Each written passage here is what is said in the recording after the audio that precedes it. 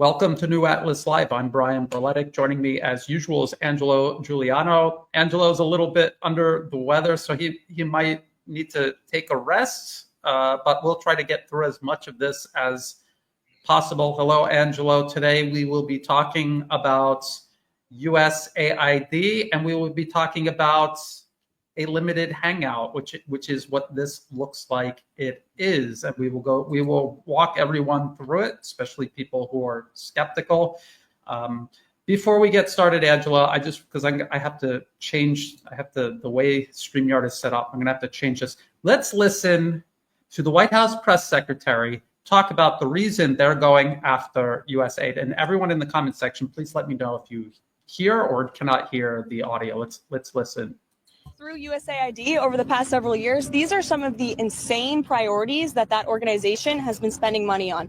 $1.5 million to advance DEI in Serbia's workplaces, $70,000 for a production of a DEI musical in Ireland, $47,000 for a transgender opera in Colombia, $32,000 for a transgender comic book in Peru.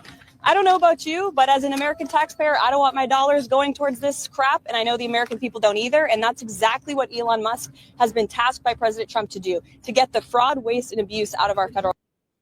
Okay, so that's what the Trump administration is saying about USAID. Did you hear her say anything at all about interference overseas, regime change, working with the Department of Defense and the State Department on counterinsurgency? In other words, the U.S. overthrows a government, replaces it with a client regime, and then crushes all resistance to it. Did you hear her talk about any of that? Because that is what the problem actually is with USAID. Everything she just said was wedge issues that really don't matter. Wedge issues that make people emotional, get a good emotional reaction, but are not the crux of this issue. Angela, what do you think about that? No, I agree. Absolutely not. They're not touching. They're touching what is sensitive and actually one of the reasons they are in power. Keep in mind that what people were really upset about in the U.S. was this divide, societal divide, which is progressive LGBT versus conservative. And here, what I see is that those entities, they were very corrupt, and they were actually, I think I see especially an internal fight, something very similar to the Nazis. This story about the night of long knives. There's an internal fight between oligarch and a different strategy. Some are more globalist, I would say progressive, like this societal social engineering, and some are more US-centric oligarch, but still imperialistic. Here, they're touching some things that they can sell easily to the public. So they're saving they might save hundreds of billions of dollars. But this is, the last few days, what the US did was selling $8 billion to Israel. So they think this is only smoke screen. And as you said just before, they're not criticizing those entities for the regime change, because that's the main purpose. They're criticizing how they do it and the societal aspect. But in reality, those will be rebranded. They are going to maybe readjust where and how they are going to do regime change. And it will not benefit to the Soros gang. Because I see this a transition as, the old gang, which is the Clinton, the Obama, the Soros, and this is going to be a shift towards the big tech. This is a massive shift towards the big tech and the oligarch, multi-billionaire, the teams of Trump. But ultimately, when it comes to foreign meddling abroad, nothing's going to change. It's like, as I see this picture here, it's about very flexible readapting. What was being done in USA, they are going to clean up a little bit, whatever they don't like, which is left leaning. But ultimately, it's a power control. It's a power grab. This is going to be under Rubio, and they will manage themselves the spending. And this spending will go probably more towards right leaning.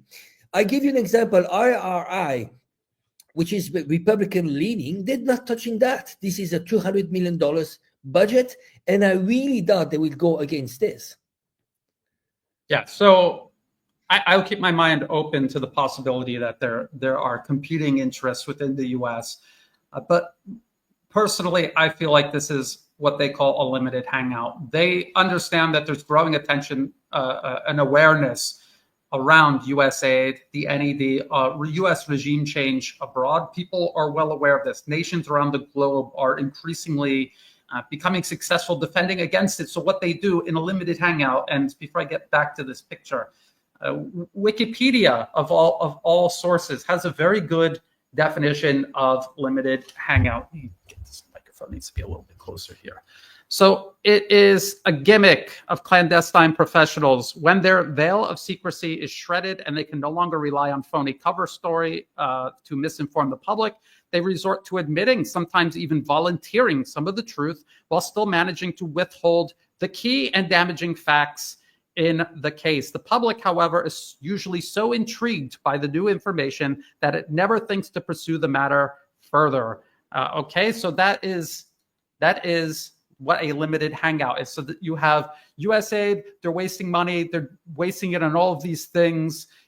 Americans all agree that we shouldn't be spending money on this. They won't touch regime change. They won't touch its role in counterinsurgency. They won't touch the role it plays in stifling, not helping, development all around the globe. And they will not touch the fact that USAID is just one of many. Now, this is an octopus. It only has 8 arms. There are many more than just 8 organizations the U.S. State Department is using all around the globe, spanning U.S. government, European governments, governments here in Asia, and also private corporations, foundations, and so-called charities that I listed a couple of them, a little variety. You have USAID, we all know, and have been talking about this last week. The National Endowment for Democracy. If they don't take away the NED, then they haven't even scratched U.S. regime change abroad. So these are both U.S. government funded.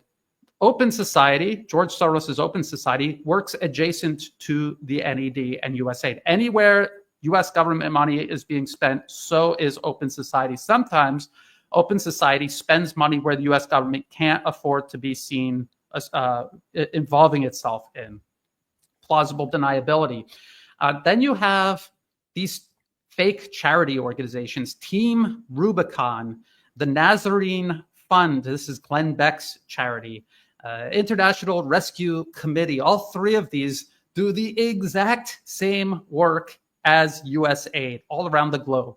They help replace a targeted government's control and responsibility over a particular territory. They help separatism. You'll see Team Rubicon, the International Rescue Committee, the Nazarene Fund, involved in areas held by Kurdish minorities all across the Middle East. This is to help the U.S. expand separatism in Iraq, in Syria, even vis-a-vis Turkey. And then we have this one right here, the Taiwan Foundation for Democracy. This is even more insidious. It was created by the NED and this organization, they share staff, they go back and forth, they coordinate their activities together. But if you follow the money, it goes back to the local administration in Taiwan. They're taking taxpayer money from the local area, and that's what they're using to carry out U.S. interference all across Asia. So it's extremely insidious, very difficult to trace it back to the U.S. And that is the point of having so many different organizations, to make it more and more difficult to track. And I've been warning about this for years now, very slowly leading up to this big breakthrough with USAID. They have been very slowly hiding NED funding, diversifying it through these intermediaries, playing a shell game basically to cover up U.S. interference, because more and more people were becoming aware of it. Here in Thailand, where I am based, not even one single U.S.-backed opposition group has shut down since this announcement regarding USAID. Not a single one of them, because yes, they get USAID money for specific projects, but a lot of their funding comes from the NED, which hasn't been touched yet, but also Open Society, European governments, European Union itself, the UK, and these private foundations. So the US State Department is using all of these channels of money. The CIA is using all of these channels of money to fund this type of interference. So the Trump administration hasn't even acknowledged, let alone done anything about this. Angelo, what would you like to add to that? They will never give up on such a very powerful weapon. Just think in terms of return on investment. I would say there's nothing like that has so much return on investment when it comes to actually power projection. Just think for 1 second. What was actually spending on Ukraine? They spent $5 billion US, according to Victoria Nuland. But basically, they managed to pretty much hijack a country with $5 billion US. So they put a puppet in place and basically controlling the full country. And ultimately, they managed to get a million. The cost of 1 million Ukrainian either died or being injured. In addition to that, they had their hands on all the natural resources via BlackRock and so on. For a cost of $5 billion US, and in addition, maybe they put like 100 or 200 billion US dollar, which is absolutely nothing compared to the trillions of dollars they actually aim at taking in terms of natural resources. So you see, why would they give up on such a powerful weapon? And in addition to that, this has taken decades to build up. It's not, those were not born yesterday. It started actually very early on with Operation Gladio, and slowly it got like much more sophisticated, to the extent that they could actually identify leaders very early on, like let's say Macron, who was identified by the German Marshall Fund, and he became like one of those young global leaders. As sophisticated as that, they identify them and they groom them and they put them in power, and those puppets actually end up working for the US and for the globalist agenda.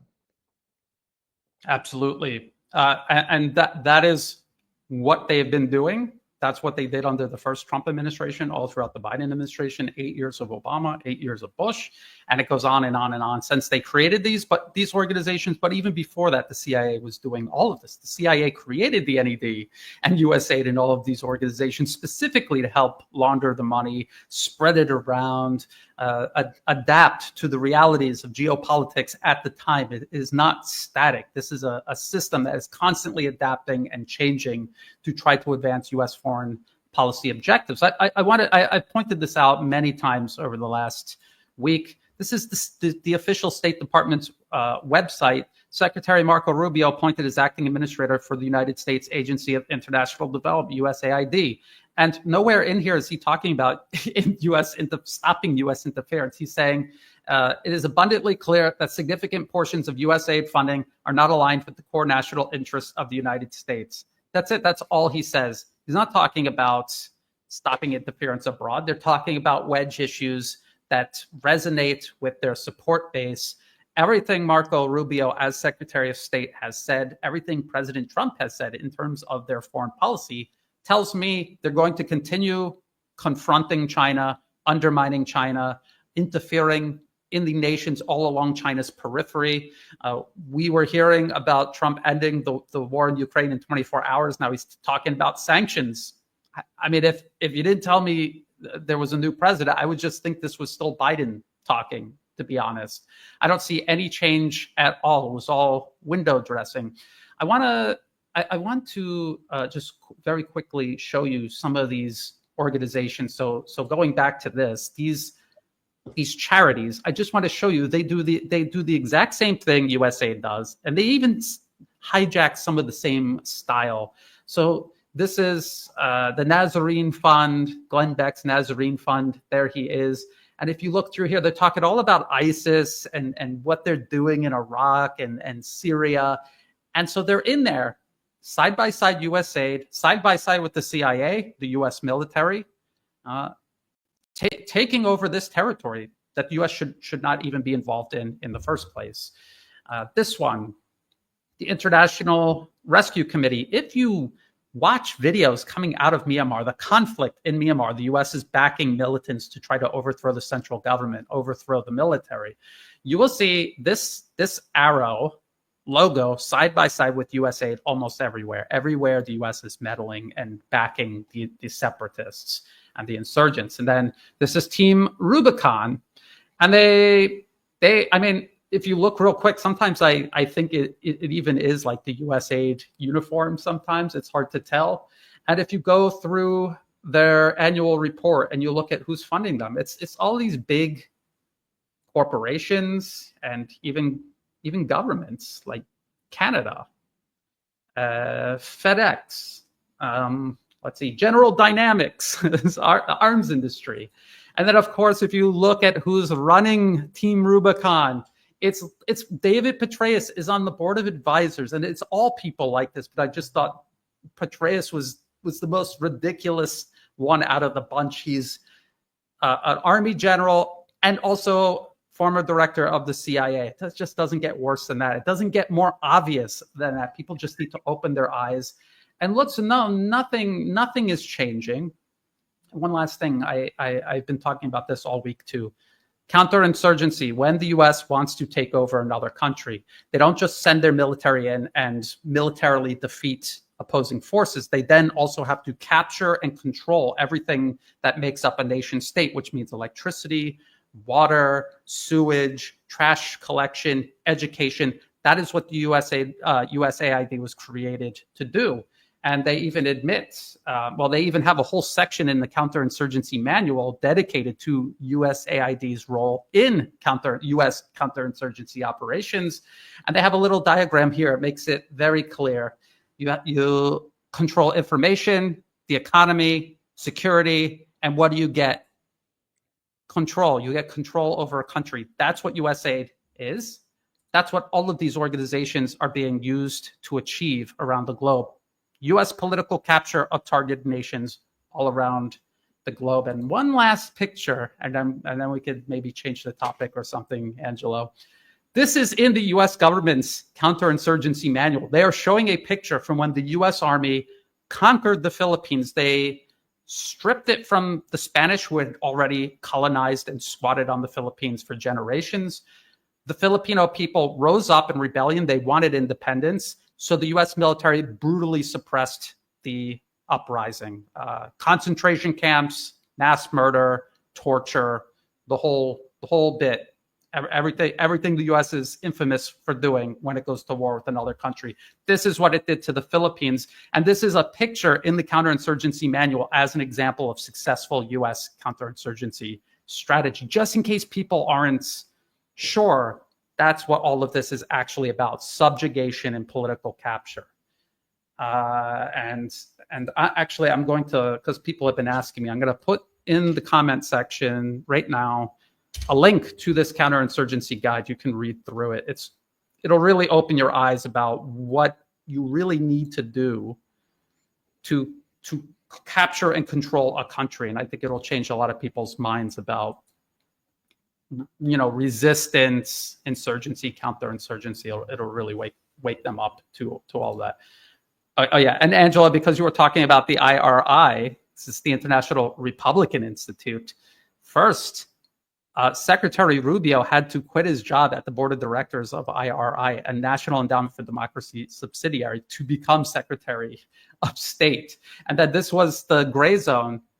Just shared this. So all these Republicans talking about transgender, wasting money on gay rights, IRI with Marco Rubio at the helm on the board of directors. That is exactly what they were doing. This was in Bangladesh. Promoting accountability, inclusivity, and resiliency. And this was about the LGBTI people in Bangladesh. How about I drop that into the comment section? People can look through that in case they thought there was some difference between Republican and Democrat. Angelo. Yeah, I saw the article from the Gray Zone, and actually they calling this being RRI can be tactically woke if they need to. So basically, it doesn't matter. They can be conservative at home, but when they are outside, they are willing to do whatever. Even going against their this supposedly principle. But I would say there's one thing really important that people need to pay attention, and they can be confusing even for us, the way especially Trump is. I don't know if you remember, he actually tweeted a video about Jeffrey Sachs, who was actually, I mean, extremely anti-Israel and very insulting to Netanyahu. And people, the first reaction was like, oh, you see Trump is going against Israel. Things are changing. Now, what happened next? Netanyahu goes to Washington, they shake hands, and actually, Trump is going for the final solution. Basically, he wants to relocate Palestinians, and the envoy he sent was a billionaire specialist, into real estate. So it was never about peace; it was about real estate. Now, also, when you listen to Mark Rubio did an amazing speech. Again, that's the speech about multipolar world. It was like, oh my God, is it the US is backtracking? It is changing its route, shifting from being a U.S. empire to a strong nation. What would be MAGA really about? Should be about this: you give up going towards being a U.S. empire to being a strong nation. That's what it should be. But those are words, and this is what people should be really paying attention. Those are all confusing signals. And many signals, and I understand that people they're hopeful, they want changes, and they're actually trying to pay attention to small things that makes you think, oh, this is going to be the big change. Tulsi Gabbard, you say, oh, she's going to change all the 3 letters agencies, all the security apparatus, they're going to clean up the whole mess. That's superficial. RFK, make America healthy again. Guess what? You know what? They need to have America healthy again because the indicators are extremely alarming. Mortality, in terms of child mortality, it's declining. It's a disaster. You have demographic in general. You have life expectancy. The US is the only country where you have the life expectancy going down. So you have to do something about. And people, they think, well, this is going to change even the corruption of big pharma and so on. But they're not addressing really the root of the problem is really, it is a system in the heads of the oligarch, and they're not going after that. So a lot of people, they want to be hopeful. They see, oh, this is going to be the change and so on. But those are superficial. The essence is not going to change. It is going to be I would say even more brutal when it comes to Trump. I'm expecting a strong focus toward China, and that is going to be extremely brutal. And when you look at the policies, what Trump is working about the choke points. He's looking at maritime routes, Greenland, Strait of Malacca, Panama Canal. He's looking at already how you can contain China by doing blockade. Those are the next point, because it is going to be a strong focus on China. But again, it is extremely confusing, and people, they need to stay critical. What I would say to people, and I do understand the whole mentality, you want change. It was a disaster with Biden. You want change and you want to be hopeful. But guess what? It seems that this is only the superficial, extremely superficial. Ultimately, the goal is going to be the same because they want to they don't want to give up their position as being the most powerful nation, and it's about holding on to power. It's a declining society, Western society, towards BRICS, and they are desperate. They want to hold on to the US dollar, but the fundamentals are not changing. The long-term trends are not changing, and they're going against that. So I would say people should stay critical. Because when I look at the MAGA and the pro Elon Musk, it becomes like just a cult. And when you look at where they come from, where does Elon Musk come from? He's from the military-industrial complex. He's the most powerful man when it comes to media. He owns the algorithm. At the same time, he tells us about freedom of speech. So military-industrial complex. He's supporting genocide in Gaza. is calling for coup. You see the contradiction of Elon Musk. Elon Musk is criticizing USAID and NED, but at the same time is calling for Corina Machado to overthrow the Venezuela government. Guess who's funding Corina Machado? NED. NED. So you criticize NED, but the same NED is actually the one supporting the person that you're supporting in Venezuela. So we need to pay attention to that. And I would say when I look at Elon Musk, I'm looking at the long-term trend. You see, it's getting more sophisticated. Now you're cutting down any, USAID, they're shutting down, but they are going to be reborn in a different way. What we showed just before was the funding, and we saw lots of multinational corporations.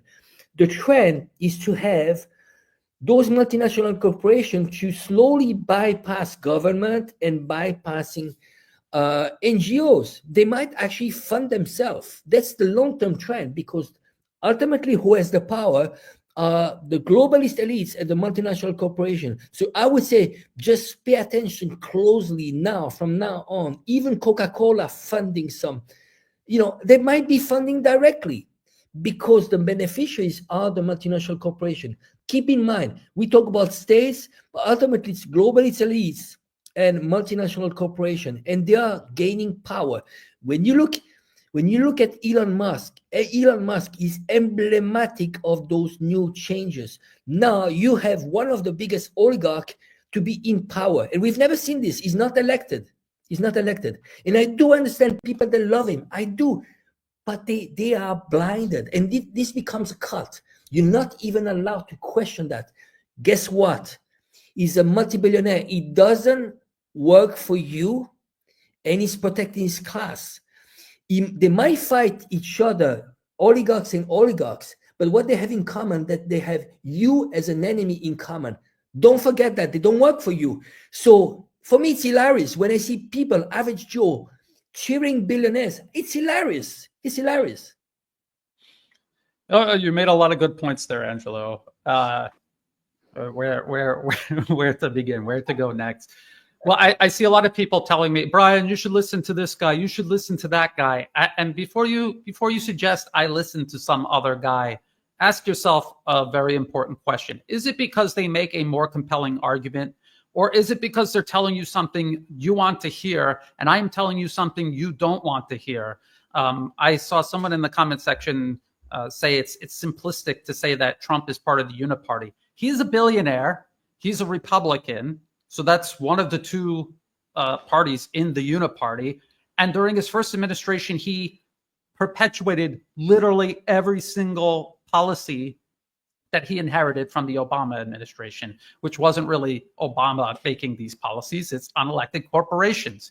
Trump works for the unelected corporations. They have more money than he does. They have more influence than he does. He works for them. He always has, and he always will. And everyone in his administration, if you look at these people, the majority of them, not all of them, but the majority of them are warmongers and neoconservatives who serve big business, corporate interests, empire overseas, American primacy. And here, the comment I have on the screen right here, Rubio, Vance, and Moss, they've all made it clear they love regime change multiple times. Absolutely true. Undeniable fact. You cannot deny this fact. They all have this axe to grind with China. Why? What is their problem with China? They will recite a list of fabricated claims that are not true, and there is no evidence to suggest that they're true. We know they're lies. We've spent years exposing these lies. So what is their real problem with China? China is an obstruction, not to American peace, security, prosperity. It is an obstruction to American impunity abroad. The U.S. used to be able to do whatever it wanted, anywhere it wanted. It can't do that anymore. Nations have an alternative, and they're turning to China. They're turning to Russia. They're turning to the multipolar world these nations are building as an alternative to U.S. Unipolarism. And so that is the problem. That is the problem the unelected special interests have. And so it translates to the policies we see advanced, regardless of who is president. Bush, Obama, Trump, Biden, Trump again. Someone please show me where the Trump administration diverged in terms of foreign policy. Can I jump in? It's really important for people to understand how the elites are extremely opportunistic. You see, from his first term, Trump had lots of enemies, and actually all the oligarchs, they joined with him. You know, Zuckerberg was anti-Trump. Now he's actually all within the big tech. They all shifted. Those people, it's a uniparty system. I'll give you a few names: Elon Musk, Tulsi Gabbard, RFK, Trump. What do they have in common? You know, they were all Democrats. You know, they shifted to the Republicans. This has nothing to do with ideology. Those people, it's a uniparty system, and they are going with the winner. Some of them they have, I mean, relatively, you see, what Trump is doing by having those people that actually are not as dark as the rest. RFK has some good sides, especially when it comes to, you know, fighting the big pharma. He has some track record, all right. But, you know, he's a multimillionaire, comes from the elite. Tulsi Gabbard, she did some good things. She's a controlled opposition too. Elon Musk has done a few things just, you know, in terms of freedom of speech. But that's on a superficial, because ultimately he controls the algorithm, you know. Now I'm shadow banned on Twitter. My coverage has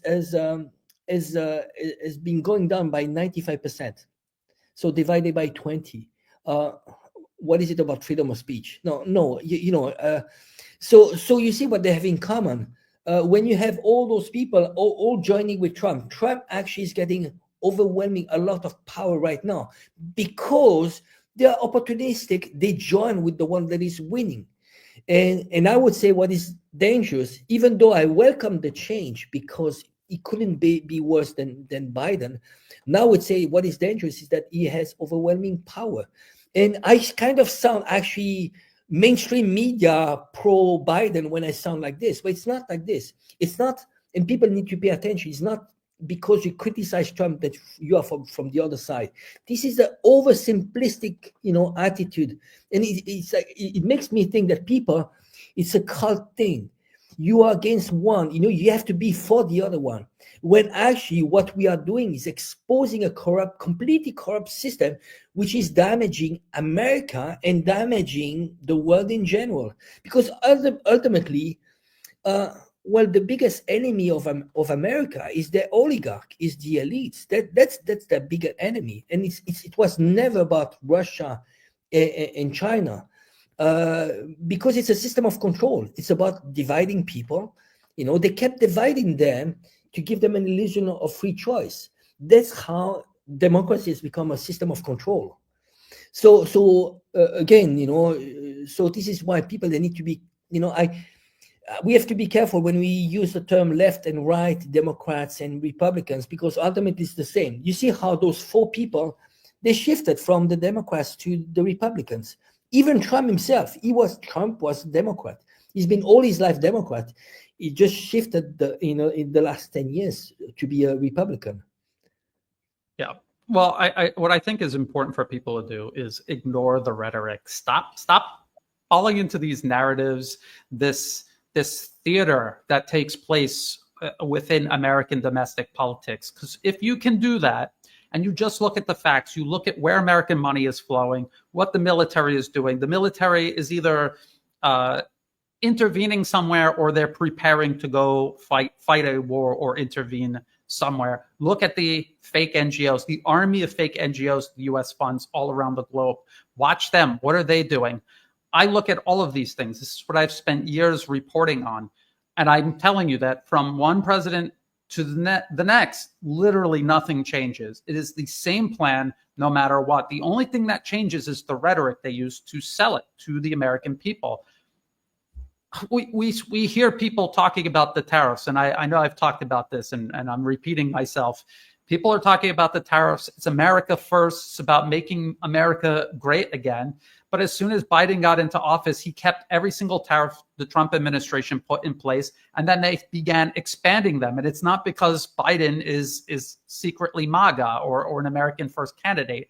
It's because that was the agenda of the unelected special interests that are driving foreign policy. They want to decouple from China. because they want to go to war with China. They cannot go to war with China if their entire economy is dependent on China. Do you see how that works? So they were going to continue it under Biden. They really didn't talk a lot about it. The fact that he's continuing all of these Trump policies, and now Trump's back in office and he's building on everything that Biden had done over the last 4 years. More than that, Angelo, you're talking about these choke points, maritime choke points. Trump is talking about Panama. He's talking about Greenland. I was listening to Secretary Rubio specifically say that is to choke well, he's talking about shipping lanes. The U.S. needs to control these shipping lanes so that China can't make use of them. What did Biden do over the last 4 years? He transformed the entire Marine Corps into an anti-shipping force. Unprecedented reorganization of the U.S. Marine Corps to interdict Chinese shipping. Do you see how step by step each administration is setting the stage for the next administration for a singular foreign policy that advances no matter who is in office, no matter who controls Congress? People have to wake up and see through the rhetoric. They use these emotional narratives. They pick these topics they know are going to boil people's blood to blind them from continuity of agenda. And people that accuse me of Trump derangement syndrome, first of all, Trump derangement syndrome is a two-way street. There are people who are deranged because of their blind support for Trump.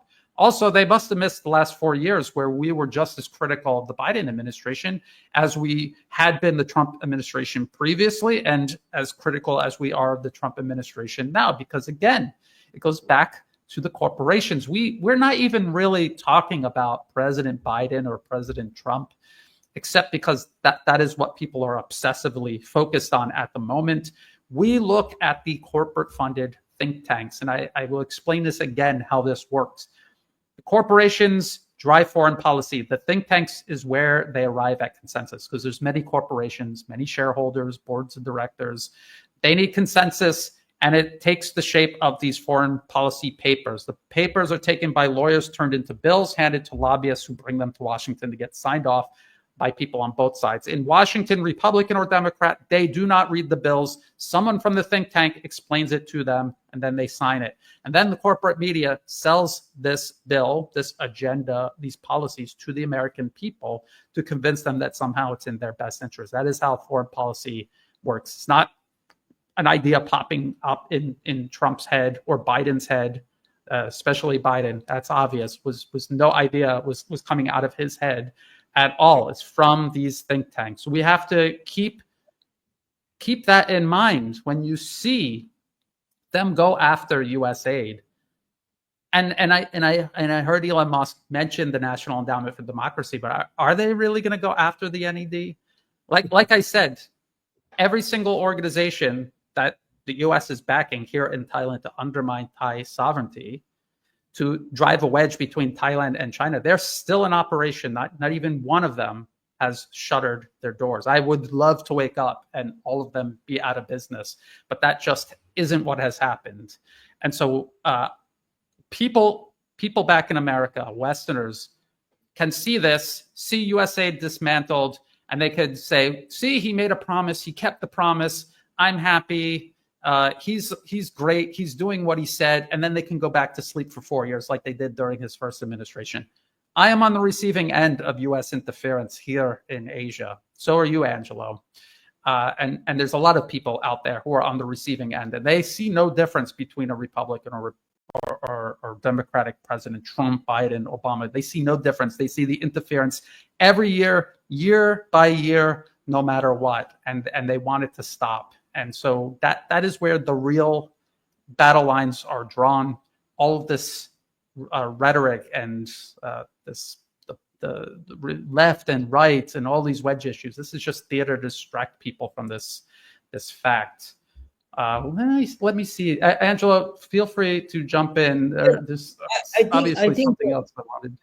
The psychology of the pro-Trump, and I do understand it's a natural rejection of this globalist agenda, in more like the globalist in the Soros type, in terms of open society, illegal immigration, and societal in terms of social engineering, all these destruction of identity through LGBT and so on. And that's a natural rejection, not only in the US, but also abroad. So when you look at abroad, especially in Europe, everybody actually is cheering Trump. And because what they want is a trend of national sovereignty and your country first. And that's natural, you know, people are rejecting this globalist agenda. But in reality, what is going to happen is going to be actually Trump being more aggressive on their allies. So who's going to suffer is especially Europe. But ultimately the meddling won't change because it's a system of control. So the control that the US has upon Europe won't change.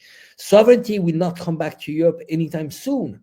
On the contrary, Trump, he knows, I would say what's the main difference, you had before people that were extremely ideological when it came to this new global order, new world order. When it comes to Trump, he's very clear. And I would say, I grant him to him. That's, you know, when he says, I want to go to Greenland, he says, I'm going to dig into Greenland the trillions of dollars of natural resources. What happened with Trump, he actually is blunt. He's saying openly what they think, what they keep secret, what the others were keep it secret. That's a slight difference, just different style.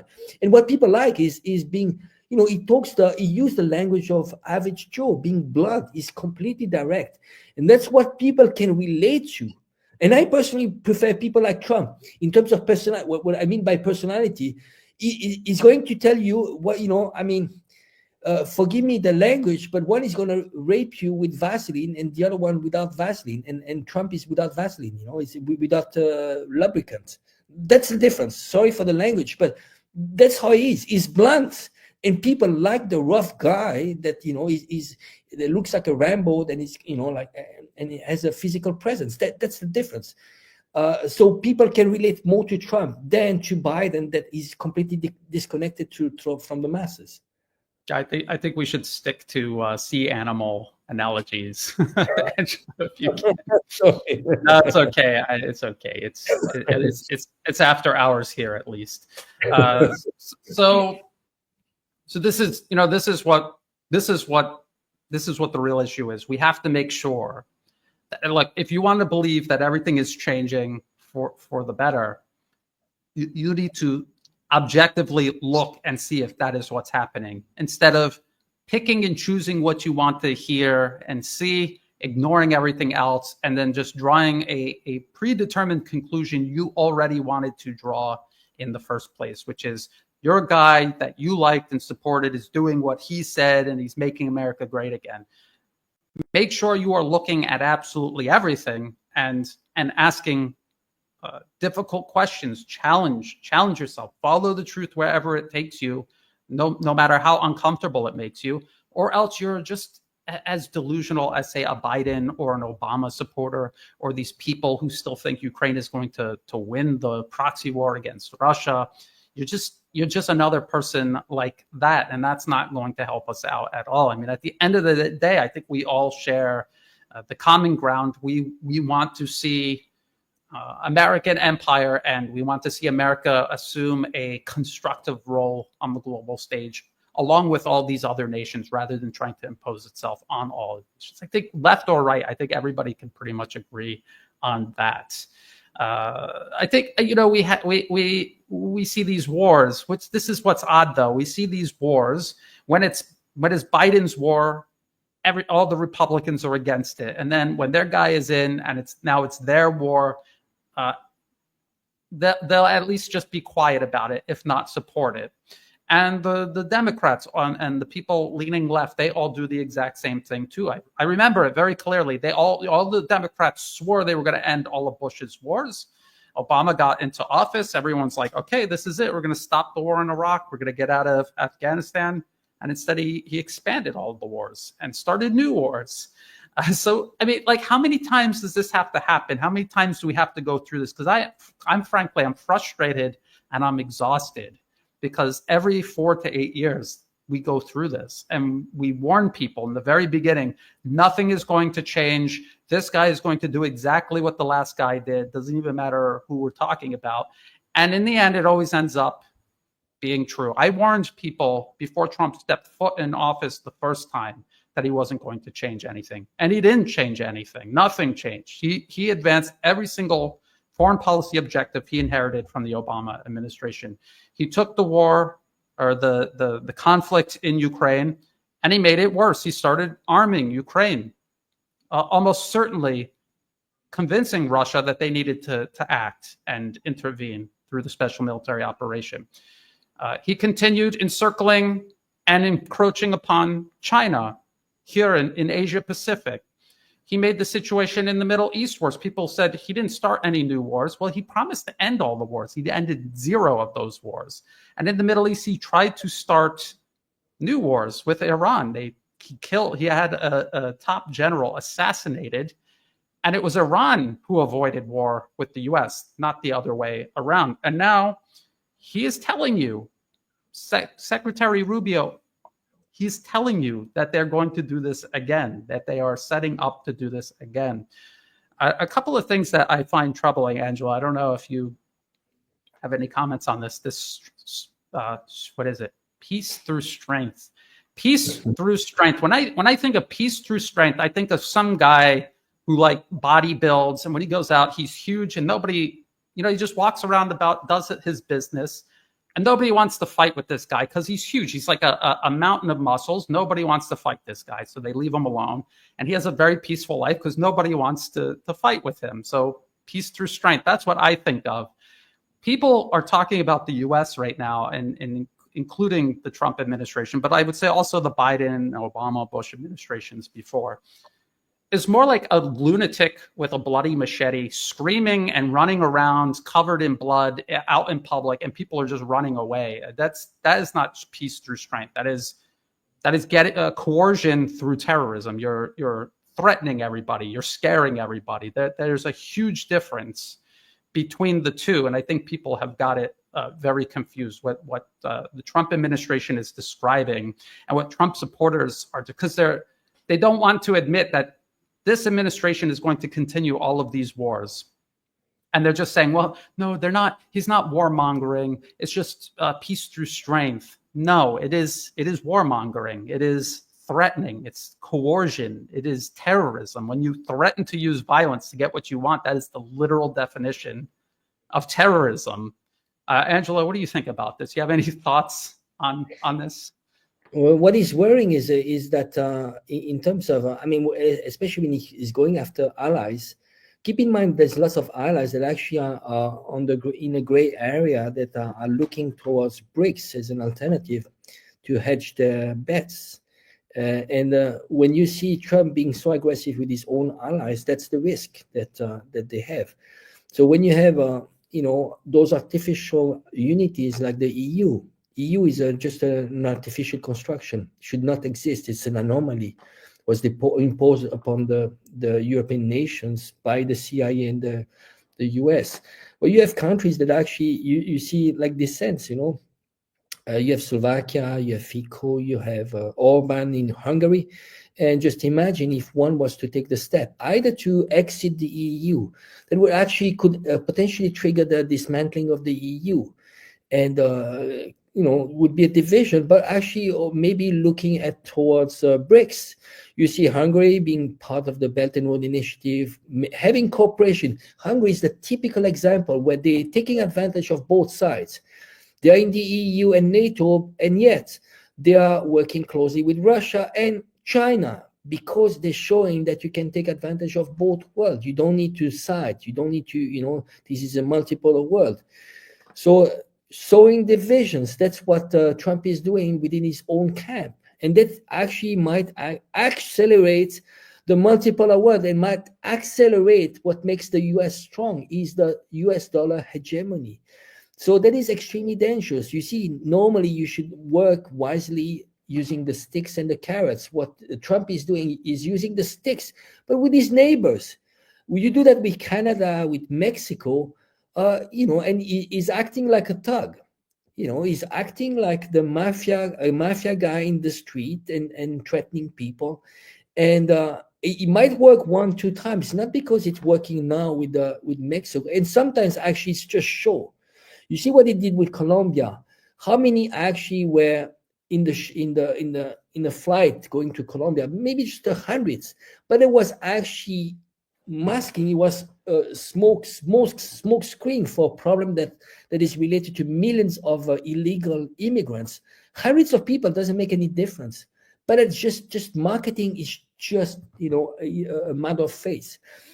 Just going back to what you said just before, you know what?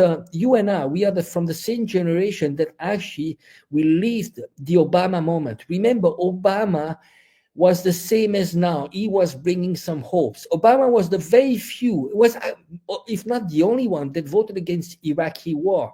He actually opposed war, and this is why you had the left. You had lots of people, not only the left, but many people anti-war. They voted for Obama because he was really the hope, and we bought into that. I remember, even though I didn't, and just for on the record, I wanted to believe that Obama was going to change, but I knew he wasn't. I even told people around me, because I had briefly returned to the U.S. I think like around 2006, and I said I'm going to vote all Democrat, but not because I think they're going to do anything, but just as like a protest to what the Republicans were doing. And I said, mark my words, they're not going to change anything. And I was right. So you, Angelo, you fell for it. I did, but I think it was this is what we call the wishful thinking. It's just you want to hope and so on. And I think it's a similar moment that people back then, they were so desperate, and they were feeling so bad about this war in Iraq, illegal war. U.S. was a rogue state. It looked like really a rogue state. Now it is the same. People, they want change. They're desperate. They're so tired of these endless wars. And Trump has been telling the Americans, "Oh, I never started wars." Maybe because it was in the middle of COVID. It's just he was just too busy doing in the COVID. But and he was selling this whole thing about it's over, this expansion. We are going to focus on America first, and that's what people are desperate about.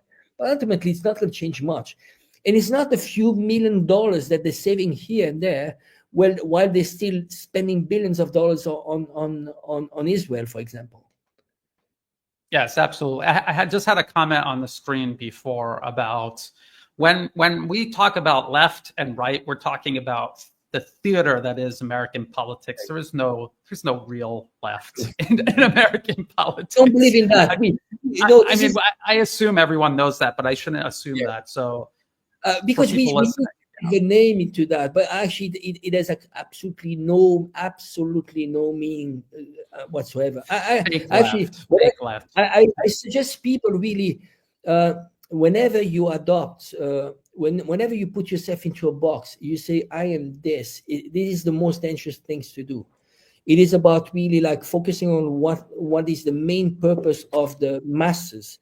And ultimately the masses, what they're looking at is really like disposable income and having a better life. And then this is how you unite people, and unite people against your enemy, which are the 1% that actually, they're the ones dividing you. And you don't want to act like people like, those blinded people, soccer fans. They are like a religion or a cult. And that's what they're doing, and they want you to be in a box, and they ask you, "What are you? Are you a communist? Are you this or that?" And actually, when you look at, especially I see that in China, people don't want to be put into a box because they know that this is a dividing issue. It is about compromising. You find the best solutions for everybody, including people that you don't agree with, because that's what democracy should be about. Should not be about a system of control and dividing people.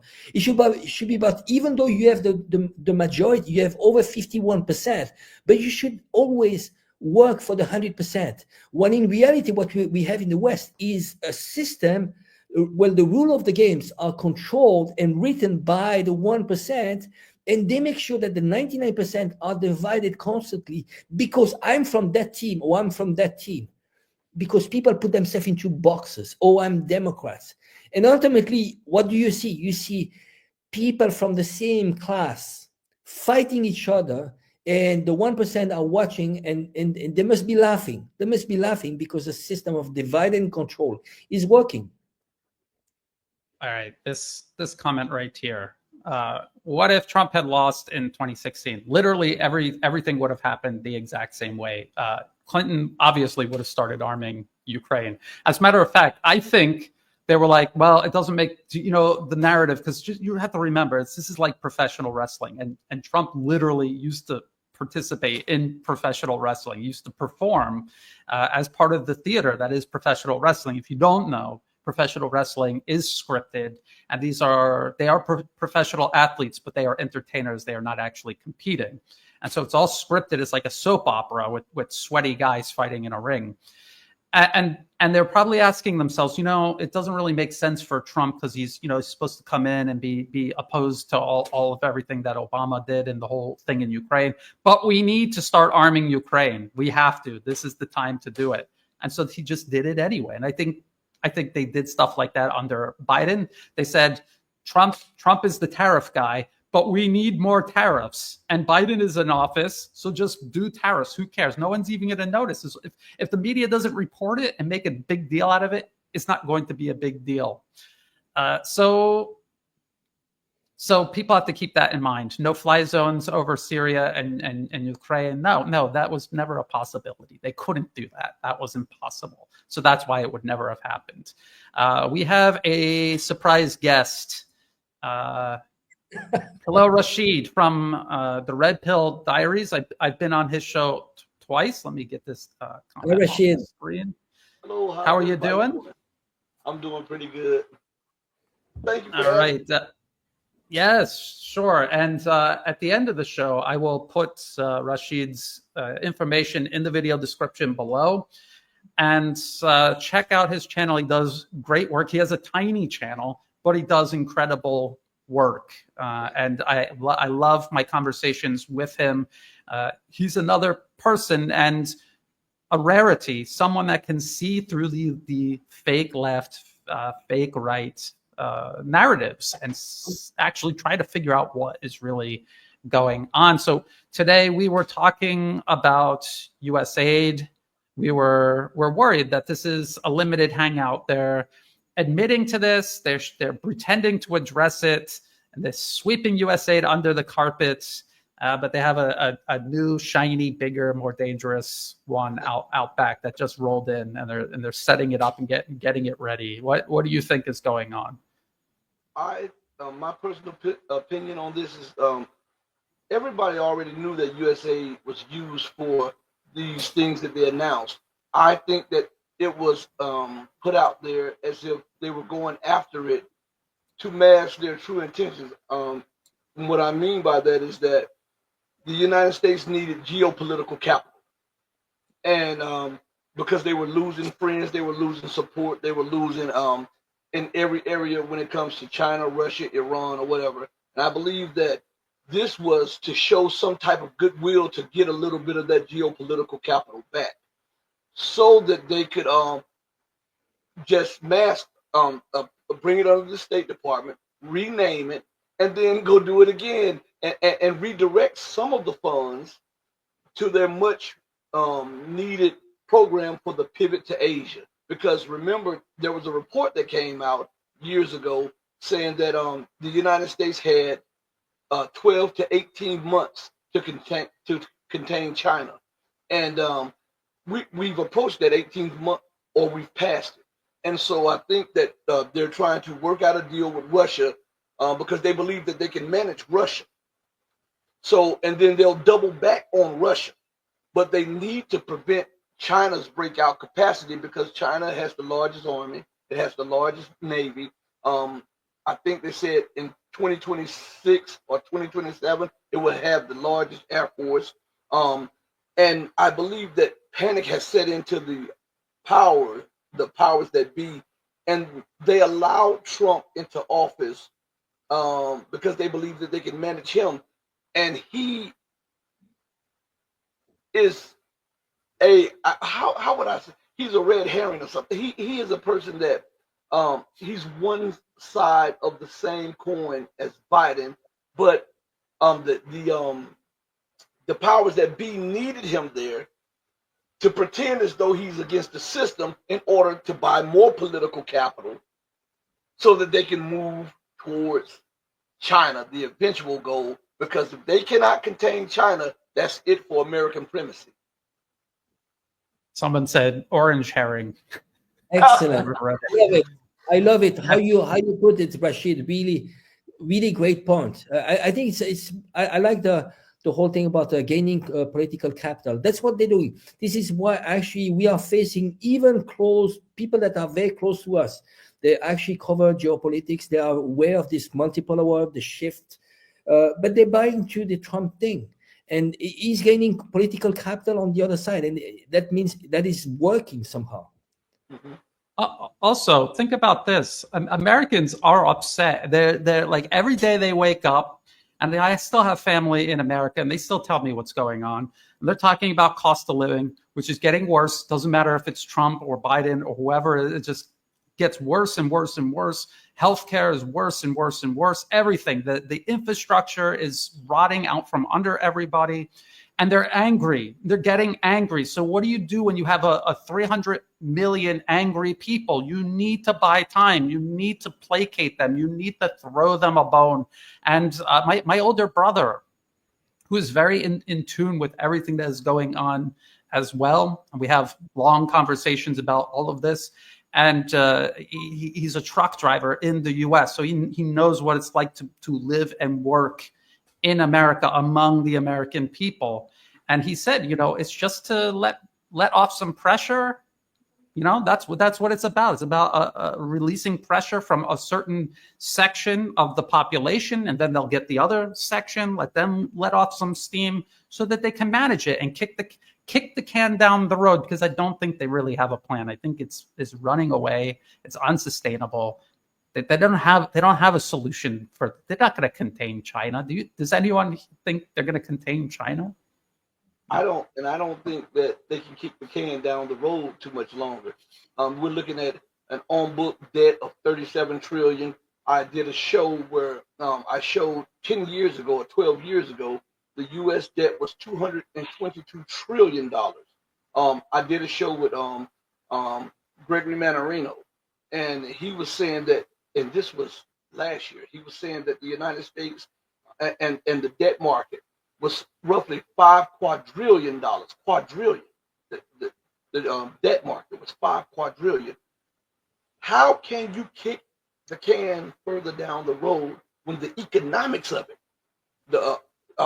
is starting to deteriorate and the wheels are falling off the economic wagon for not just America but the Western world? And I think that they're going all in right now because they have everything to lose.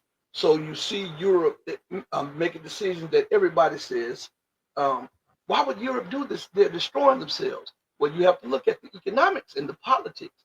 And if they don't do anything, they're going to be destroyed anyhow. So they feel like that their world order is collapsing, and they're just taking anything they can to throw up against the wall to see if it sticks. And every day when we look at America's not producing anything. And she's continuing to consume, and she continues to make the funny money bookkeeping, because if you're not producing and you're constantly consuming, if you're always borrowing, how can your economy continue to grow? And they believe that China is the greatest threat to that, because if China calls in the debt, they have a problem. If China helps bring in the BRICS world order, I would say they have a problem. And if they fight China, they have a problem also. So they're trying to see which one is the least. All of them are bad, but the least bad of the choices, because if you fight China, if you sanction China, go into a sanction war with China, then China embargoes you. 95 to 97% of all goods on the shelves come from China. China embargoes you. Within a week to 2 weeks, you have no goods on the shelf. That means stores close. That means unemployment rises. That means cargo, shipping, trains stop. That means banks are not paid back. That means banks go belly up. That means the economy goes into a tailspin. So they're trying to find the least bad choice out of all the bad choices. And they believe that when we look at these insane people, they believe that they will go in all in to prevent China because it's a non-Western, non-white nation, and they cannot see themselves on the same level or beneath China, so that they're willing to risk it all. And it's true. I mean, if you have met these people and talked to them, or even ordinary Americans poisoned with the same mindset, I mean, it's palpable fear and insecurity, and they just cannot. It's like a law of physics is being violated, and they're watching gravity work in reverse or something when they see China rising, and you're right. There's nothing they won't do. If you read the think tank papers, I know they're boring, they're long, they're boring. There's a lot of them, but if you read just one or two of them about China, you get the sense of how desperate they are to they just cannot conceive of a world where there is a China that is more powerful than the U.S. But if you think about it, doesn't make sense for it to be any other way. China has 4 times the population, larger industrial base, better education, better infrastructure. Why wouldn't they be a more powerful nation? It's only natural that they would be. And so people fighting against the rise of China are people fighting against reality. And how sustainable is that? How much damage are they going to do in the process? And this is why I'm worried about Trump or Biden supporters, or whoever they pick after Biden, Harris, whoever the next sock puppet is that they put in front of the cameras. People that support them, they've managed to convince both of these groups of people that China is bad, that China is a threat. Even though these people, if you ask them for real, what do they actually know about China? They don't know anything about China. Angelo, you're being very quiet. I think Rashid's catching up. Actually, I'll be leaving, but I just thought just to end up here. I think it's a problem. One element is probably it's related to racism. I mean, I think there's a deep inside just imagining for those elites to have Chinese to be at the same level. I would say just at the same level would just be, a sin. It's probably related to a syndrome. I don't know, like, the Chinaman syndrome. And I would say there's also this projection. They're assuming that China would be as bad as the West has been with the rest of the world. They're assuming that China would actually be as aggressive. But in reality, this is a pure ignorance. When you look at the history of China, China has never been hegemonic. They've been always wanted to trade. You see, they haven't, and they had the largest fleet. When Columbus discovered America, China had like 10, 20 times bigger fleet than all the West combined. They could have conquered the world if they wanted. What they did was only to have, ports. They created, like ports, so they could actually, they could trade in those ports, but they even destroyed their own fleets. And guess what? They built a wall. The wall was to protect themselves from invaders. So there's not, and especially, I mean, myself, I've been in China for a long time. The whole, because China is so big, it's a continent in itself. They're absolutely not interested in expanding. And they are very pragmatic. What they want is a better life, because for Chinese, freedom itself is about having money and having a good life. And it's not really, they don't care about ideology, while the West is very focused on ideology, which is actually making our population unhappy, because average Joe is interested about basic things that Chinese aren't interested in. Having a roof, education, being healthy.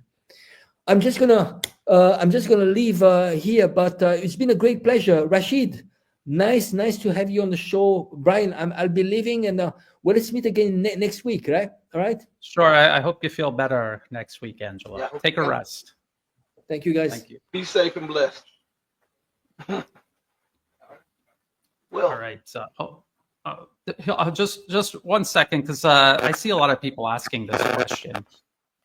Were the assassination attempts fake or real? If real, someone was wanting to keep him in line about some aspect of alphabet agencies. Why pick Tulsi if he doesn't intend change?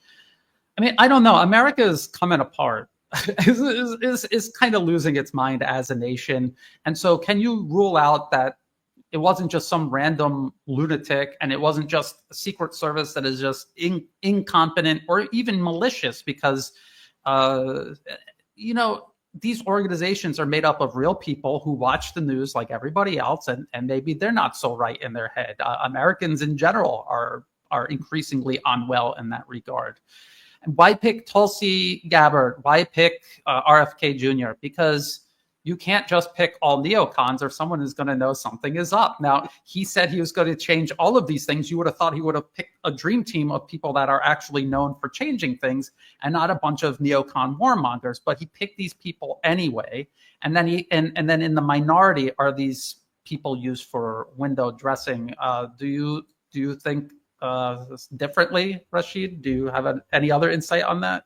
Yeah, I don't know about the first assassination attempt. It looked like they were after him, and that's something that I leave alone, because I don't know. As you said, things are falling apart, and you have different factions fighting for power, because you have to understand that the empire is unraveling, and if you look at the history of all empires, things like this happen in their stages of collapse. But the second assassination, I think that was staged, the one on his golf course. There is no way on earth that this man went and hid in bushes on Trump's golf course that has high security, cameras everywhere. No one knew about it, right? They could not find the guy. The guy was there. He wasn't there for a day. He was, according to the reports, he was supposed to be there for days. And with the president or a former president, they always do a security check. Nobody found him, not even the golf course security. That's hard for me to believe. I cannot believe that. So it could be true about some assassination attempts, but some of it is staged for theatrics, to build up this aura of they want Trump. Do I believe that Trump is different from the politicians before? Yeah, because he's not a politician at heart. And do I believe that the powers that be allowed Trump into office? Yeah, but they manage him. They have a lot on him, because you can't hang out with Jeffrey Epstein and not have some baggage that they don't have on you. You can't hang out with Hillary Clinton, because he did, and Bill Clinton, and not have any baggage on you. This mantra of change, okay, this mantra of make America great again, but if you have all that baggage on you, they have something on you. You don't ascend to the heights of power like that without them having things on you. Remember that politicians or high politicians or the presidents, they're not elected, they're selected to be elected. And I think a lot of people forget that. So yeah, that's my opinion on that matter, Brian. It's a really good point to keep in mind, that just the process of becoming a candidate to run for president, there is a selection process, and huge amounts of money are involved. So it really narrows the field down to people that are already kind of either elite themselves or connected to the elite. And so it's baked into the system. There's no way you're going to get like a man or woman of the people to run for president and any chance of them winning. And then if they did, then I think you would see some assassins that wouldn't miss multiple times. They would get the shot on the first try. Let's see. Hold on. So here, this is what I'm talking about. Brian, don't let your hatred for the United States ruin your good reporting on Ukraine and Gaza. You should be supporting what Doge is doing 100%. Should I support what they are supposedly doing, or should I look at and consider what they are really doing? And so this is what we're trying to say.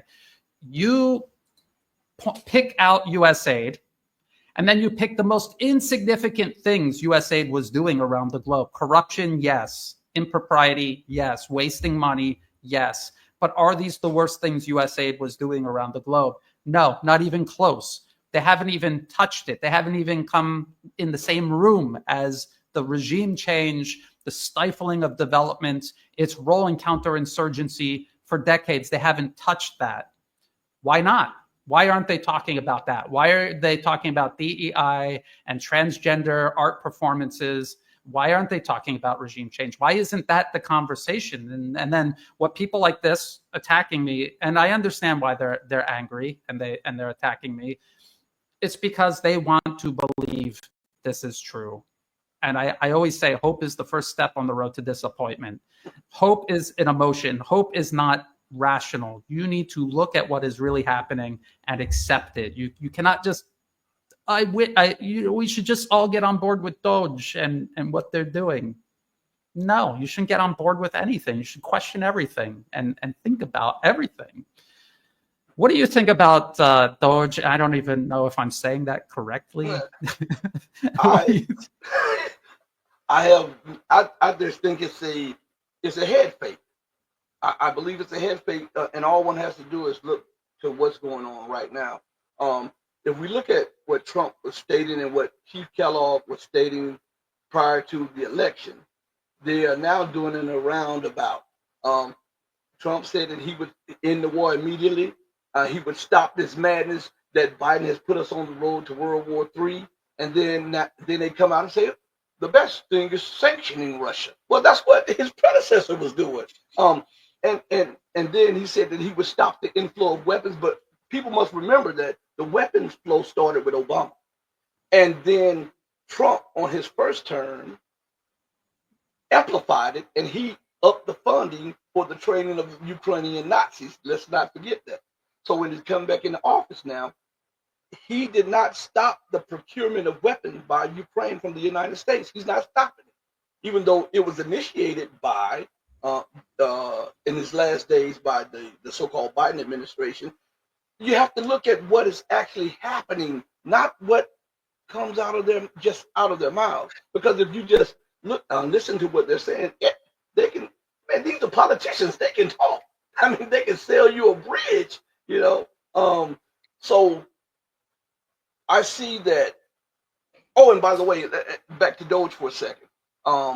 They want Doge to have access to privy information from the Treasury Department. But I thought the same people who are trumpeting that were trumpeting the respect of a Constitution, because Doge is acting outside of it, that mandate of the Constitution. So you can't have it. This is not Burger King. You can't have it the way you want it. It has to be the way it's supposed to be, and we have to look at those matters like that. I just advise everybody, as Brian said, question everything and everybody, including us. Let nobody come before you and just sell you a bill of goods. Period. That's the problem. Everybody is lazy mentally.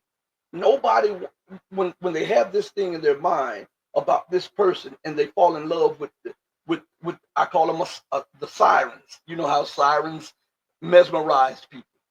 They don't look at the tangible or work of these people. They don't look at the actual actions of the people. And that will lead you to ruin, because you're falling into the trap. You know, exercise that gray matter up there. Even if it's against me, if I'm out of pocket, question me, question Brian. This is the only way that you don't fall victim to this propaganda.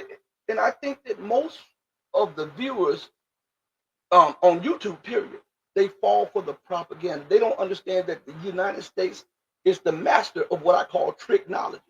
They have a steady stream 24 hours a day of making you believe in bizarro world, where up is down, down is up, in is out, and out is in. And they'll have you believe in things that are not true, because they inundate your mind with they'll feed you a little bit of truth, and then they'll throw you a curveball. And that's how they lead you away from what's going on. So follow the evidence. Wherever the evidence takes you, follow it. Okay? And don't come against Brian if you have a disagreement. Ask him or anybody else, why do you view it this way? Don't take offense to it. Why? And then examine what he's saying. Take what he's saying, put it on a scale of facts and weigh it, and come to a sound, reasonable conclusion. That's what scientists do. We can do that on a smaller level. So Brian, yeah, I'm sorry, but I had to say that. Absolutely. I mean, this is why I spend so much extra time. I don't think people understand how much extra time it takes to find all the documentation, include it in the video description below all of my videos when I'm presenting, not the live streams, and showing people the actual evidence instead of just, I read it and now I'm explaining it to you and I just hope that you take my word for it. I show everybody everything. But you cannot wake up someone who is pretending to sleep. That is supposedly a Chinese saying, and I think it's a good one. Whatever it is, and people are pretending to sleep. They're not going to wake up because they're pretending to sleep. They're already awake. They don't want to hear what you're saying. They don't want to see what you're showing them. Someone was talking about Elon Musk and Doge, whatever it's called, examining the Pentagon, and they said how dangerous that could be. Here's something else to consider. Elon Musk, SpaceX get contracts from the US government. So how is a man who is getting money from the government investigating what the government is spending money on? This is called conflict of interest. I don't know if people are aware of that. It's a conflict of interest. And if you're going to take an important responsibility like this, you have to remove yourself from those conflicts of interest. And it's not to say that there's any impropriety there. I happen to think that space flight is something most major nations do invest in it, and they should invest in it. But still is a conflict of interest. And so is this what people are getting so excited about? People who are getting money from the government, investigating what the government is spending money on. They're touching issues like USAID that we all collectively understand and we get excited about because we know how dangerous it is. But then if we really listen to them and we don't project our hopes onto them, we listen to what they're really saying. They're not actually touching any of the most crucial issues regarding USAID and US regime change worldwide. And as we've pointed out many times, this administration, the previous administration, they've all laid out a foreign policy that continues interfering abroad, that requires interference abroad. So why do we think that it's going to actually come to an end? We have 5 questions. Do you have any final thoughts? And Rashid, I will invite you on, and other friends of the show, they can pop on anytime that they want next week. You're welcome to come back. You kind of popped in a little bit late. We usually do about an hour, but it's okay. If you have any last thoughts, and then we'll go through the questions. If you want to stick around for the questions, you can as well. Okay. One thought. Cuplex. He says, buy a decent mic. I have one of the best mics in the world, and sometimes we just have technical problems. That's all it is. And we may have technical problems on this. But yeah, and it, in my time it was said 8 o'clock. It's 8. So I think when I came in it was 8 o'clock. So I think I may have to come in at 7 o'clock this time. Oh, okay. It's all a time zone issue. Yeah. This is a problem. Sometimes I get like the wrong day. I'm like showing up for an interview on the wrong day. It's tricky. It's 12 hours ahead of Eastern U.S. East Coast time. I'm pretty sure. But then there's daylight savings, and it throws it off by an hour whenever that happens. So and I'm on Central Time, so that means it's 13 hours. Okay. I will keep that in mind next time when I tell you the time. Okay. Does Trump really want to get out of Syria? Do you believe that he really tried in his first presidency? No, he didn't try in his first presidency. Did he even try? I didn't see him try. I saw him double down, and I saw him bombing people all over the region, continuing everything that Obama had been doing up until they switched places.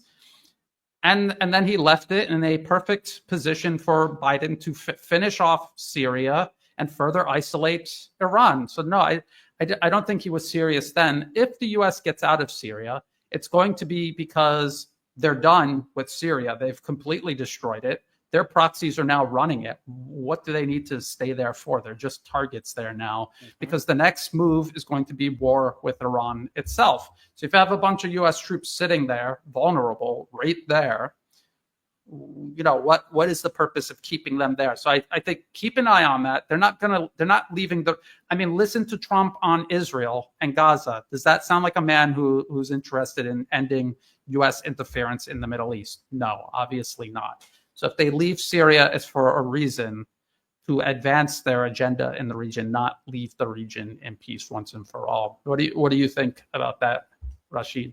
The first part of the question, does Trump really want to leave Syria? He had every opportunity. I don't understand some people when Trump states things, they say, well, Trump said such and such. But then when his actions are different, and I'm not speaking directly at the person that just spoke. If Trump wanted to leave, what did he say? He says, I call all the shots. I'm the decision maker, right? And then when he did not pull out of Syria, it was everybody else's fault for him not pulling out of Syria. The military did a coup. They refused to follow orders or whatever like that. Yet he made no mention of that when he said that all of the decisions are made by him. But I do know this, that he made he offered a deal to Bashar al-Assad, that if the United States could get a portion of the revenues from the oil and the gas that the United States troops were occupying that area, then they would pack up and leave. That is extortion. That is extortion. Yes. But nobody calls that out, and I can't think of the second part of the question. I already started. Let's see. Regarding America First, is this a question of our confusing what we would like these concepts to mean and what they can be ultimately manufactured to mean? Yeah, I think that's what this is all about. This is about Trump says America First. Secretary Rubio says America First. What do they mean? They mean American hegemony over the entire planet, no rivals, which is what U.S. foreign policy has been since at the end of World War II, actually before World War II. This was what American special interests have aspired to for generations. That's what they mean. And then Americans say America First means we're going to turn inward, invest on ourselves, mind our own business, work with the world constructively. That's what they think. That has nothing to do with what they're going to do in Washington or on Wall Street. Rashid? America First, as you said, is about American hegemony. I think they want to start off with some kinder, gentler way of viewing America First by openly announcing the dismantling of USAID or whatever like this. But that is like I said, that is a redirection. That is a head fake so that they can consolidate. I often say when America or Israel are in trouble or they're seeking something else, they come up, they need a rest, a rearmament, and recalibration. And I think this is their place in time where the empire rests, rearm, and recalibrate, because they have publicly stated that their greatest pressing threat is the rise of China.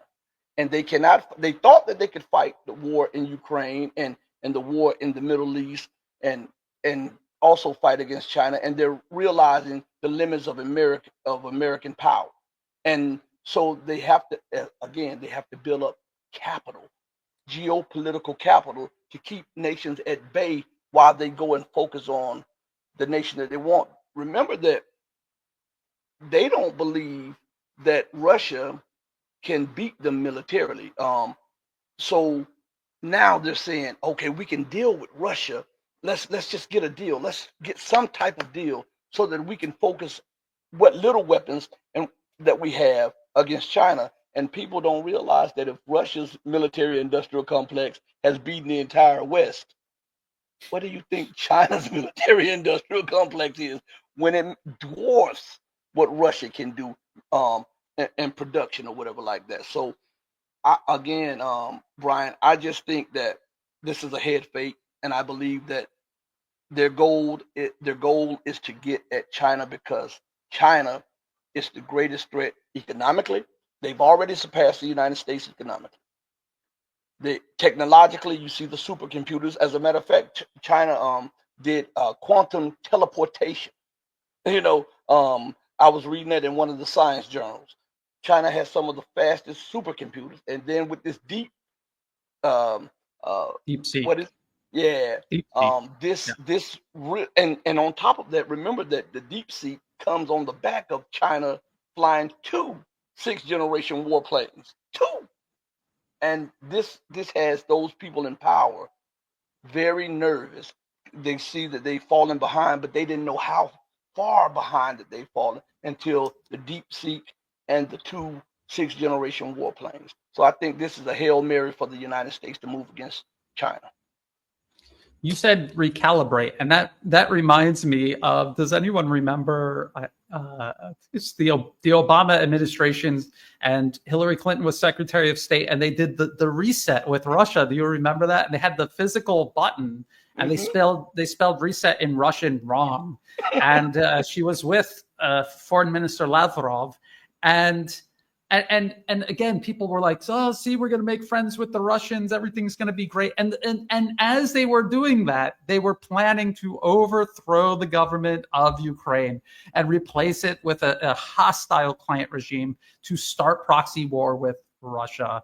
That's exactly what you said. That is what they do. It's a head fake. They pretend they're going to reconcile and make peace. Everyone is weary of America bothering them. They just think, oh, it would be so nice if it were true. And they buy into it, and then they believe it. And they did the same thing with Iran and the nuclear deal.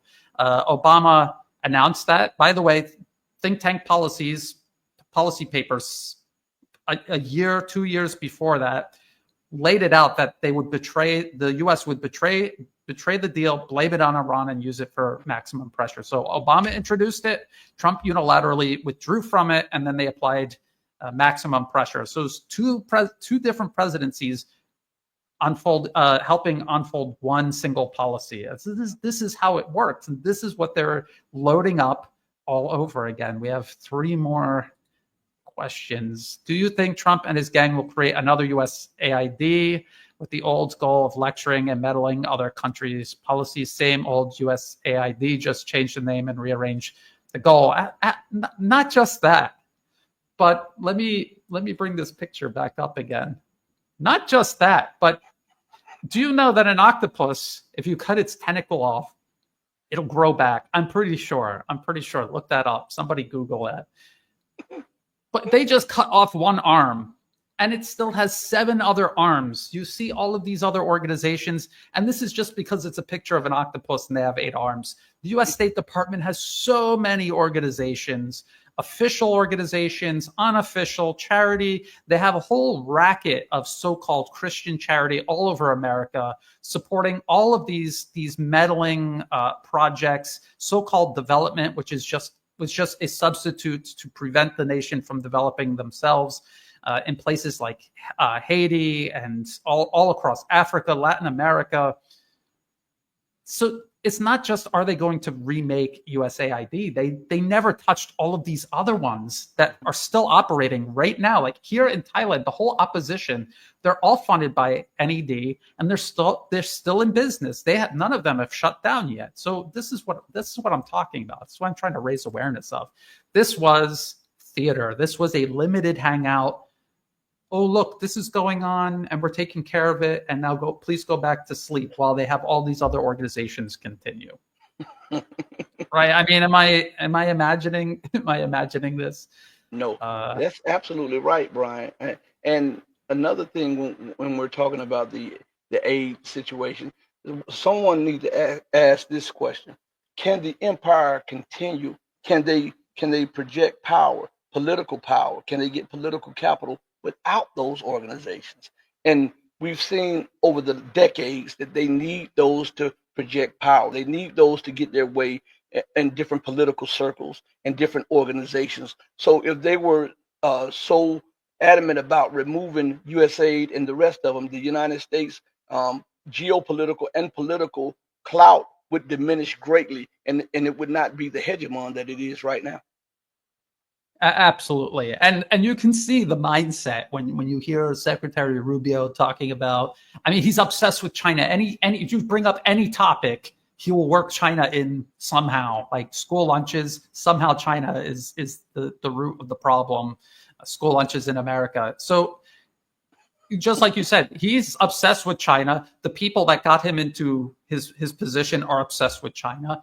And what tools are they going to use to feed this obsession, to do something about this? So you're exactly right. They're not going to give up on tools that have been this effective. They're just going to camouflage them, sharpen them, streamline them, get them ready to go. Again, let's see, what is this question? Is it possible to see some Western countries join the East or BRICS?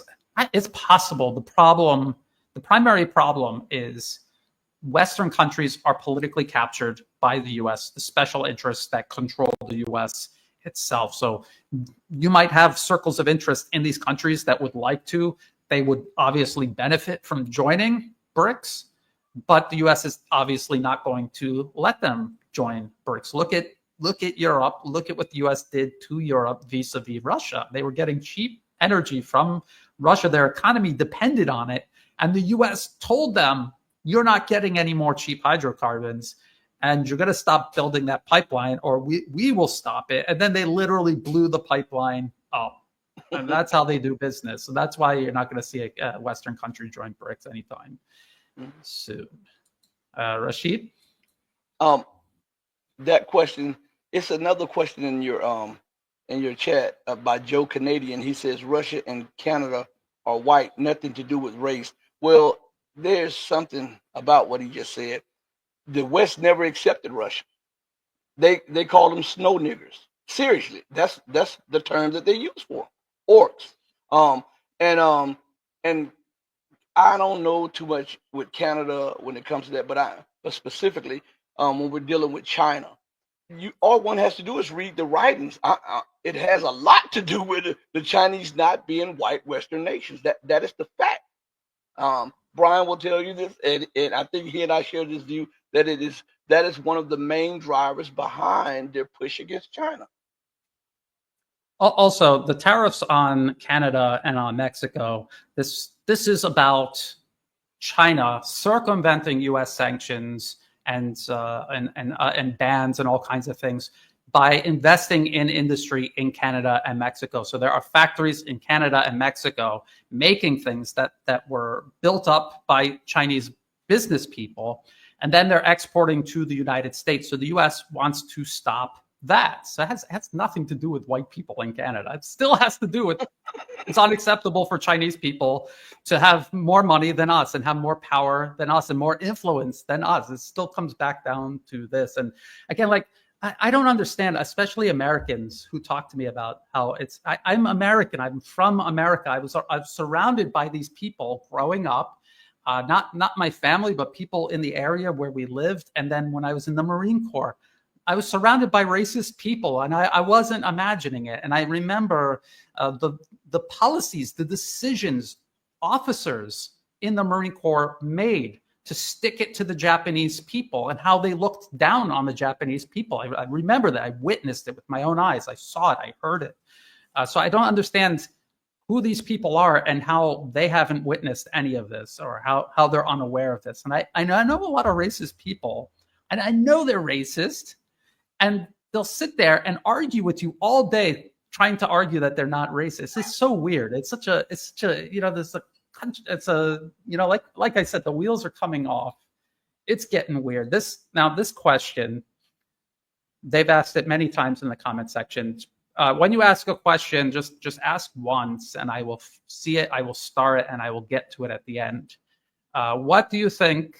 Will Trump recognize Somaliland and allow Israel military base preparing to attack Yemen? Who knows? Who knows? All I know is he's bombing Somalia. The guy who said he was going to end all the wars is bombing Somalia. So, I mean, again, what's new? And this is, again, they do, every administration takes turns bombing all of these countries. Sometimes they don't even explain why. They're just like, well, there were terrorists there, so we bombed them. Like, who are these terrorists? Where's their money and weapons coming from? And why? And why is it America's business to go and do that there? They never explain. Do you have any insight into that, Rashid?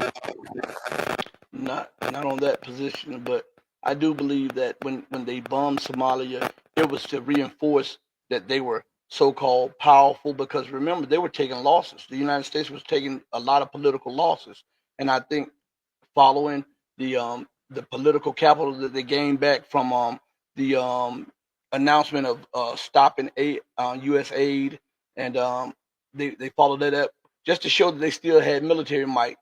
They do that from time to time. Even when they bombed Syria, you remember when Trump bombed Syria? He bombed the desert area. He came to a deal with Russia to save face, and he just bombed the desert area. I mean, they have to do this.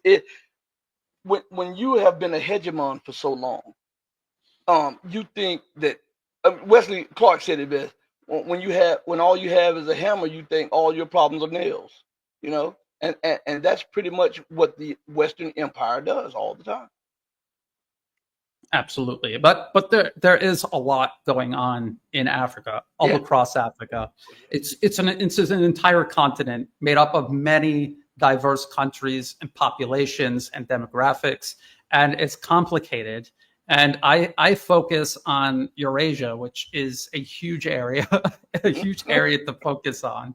And if I had time, I would look into that. And Latin America is another area that I really don't get into often, and unless it's something that's really dominating the headlines, then I will take the time to research it. I remember, I think it was 2012. They had this, what was it called? Something Kony. Do you remember in Uganda? Oh yeah. Kony 2012. Yes, Do you remember yes. that? And it was Yeah. like a huge psyop, and like everyone behind it was connected to U.S. government funded, or it was a huge propaganda move. And then I was looking into Uganda and all of the U.S. interference there, and then I was looking into Zimbabwe and how they've just tried to sanction everything. I think the only things they haven't sanctioned there is like oxygen and gravity, and if they could, they would find a way to do that too. And Well, and then no, go ahead. I was going to say, when it comes to Africa, this is the big, this is the pride of the West. They believe that they own Africa, and that they have the inherent right. As a matter of fact, Sergei Lavrov said that he was told directly by Joseph Borrell to get out of our Africa. We own Africa. That's what Joseph Borrell told Lavrov. You can Google this. Everything I'm saying, you can Google it. And the reason that there's a big play on Africa, especially Northern Africa, is because of the massive amounts of untapped minerals. Africa has all of the minerals that you could think of in large amounts. But China is making Africa the manufacturing hub for China, and it is bringing it along with the Belt and Road. This is unacceptable because Europe gets almost all of their resources, or a huge part of their resources, from Africa to sustain their way of life. And so they think that this is a major threat. So what the United States and NATO are involved in is a destabilization program to keep Africa destabilized under the guise of fighting terror and military training, so that they can get their military in, so that they can secure areas that are resource rich, so that they can dominate and put the leaders on notice that if you don't follow our guidelines, we'll assassinate you, we'll sanction you, or we'll manufacture something to give us cause to make war with you. That is the main thing, to undermine Russia and China, because those two are starting to invest majorly in Africa. China has a lot of technological exchanges. Like, they don't just build the railroads; they are transferring technology. They're not just building factories; they're transferring technology. Something that the entire West refused to do during its colonial times, and they feel that that is a threat to their position and their reign at getting free or little resources from it. Because you think about this, Brian, before I get off my rant. Um, France was getting a large portion of its uranium from Niger and from Burkina Faso. These countries had, I think, only 10% of the population had electricity. Yet France was getting it to I think 50% to supply 50% of its population with electricity, and then 25% of Europe with electricity. How is that right when you're getting it for pennies on the dollar and you're keeping the people who are giving it to you impoverished, destabilized? It just it doesn't make sense. And I asked, does that make sense? And how is that just? And if it's not just, can that go on in perpetuity? You know, if they could, they would, and this is why they're so upset with China. And that's I'm glad you brought that up. And people, you know, I'm not sure how aware people are, especially in the West, about China's Belt and Road Initiative. They hear a lot of propaganda from the Western media about debt trap diplomacy. China is building a high-speed railway here in Thailand, and they made an agreement with the Thai government. The Thai government at the time was, I would say, deeply invested in Thai interests, Thailand's best interests. And they made sure that part of the agreement was transferring technology, like you said, not just how to run the system once it's constructed, but they also asked construction companies in Thailand to work with China to learn how to manufacture the type of concrete, the type of steel components necessary for building the railway. So all of these things, it's not just China coming in and building it. They're overseeing it. They're helping to do it. They're doing parts that cannot be done practically here in Thailand yet. There is a huge component of transferring technology. And this is something the collective West, through patents, through corporate monopolies, refuse to do. And you see them all over the world freaking out about this. HIV, antiviral medication. Here in Thailand, they were expecting to sell this to the Thai government at a huge cost, and the Thai government would have to pay for it, or nobody in the country would be able to afford access to it. What the Thai government did instead was say, if you're not going to negotiate on the price and make it reasonable, we know how to make it. We'll just make it ourselves, and we don't care about your patent. And then that's what they did. And India has done this too. And you will see for years and years, and if you walk around in Bangkok, the U.S. State Department literally puts up posters. I don't know why Thailand allows them to do this. I don't know. Maybe they're just maybe, I don't know. But anyway, they have the posters up complaining about if you take medication, it's not patent, maybe you'll get sick or poisoned or die or something, because they don't want people getting affordable health care. They want to control everything, and they want to squeeze every penny out of everybody for using it. And they don't care if people have access to it or not, ultimately. This is how they've treated the world, not just Africa. And yes, China offers a completely different deal, a completely different alternative.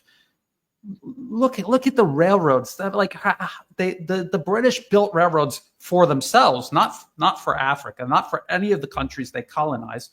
They built it for themselves to move themselves around and the resources they were extracting from these countries. China is building the railroads for these people and for themselves. See the huge difference here.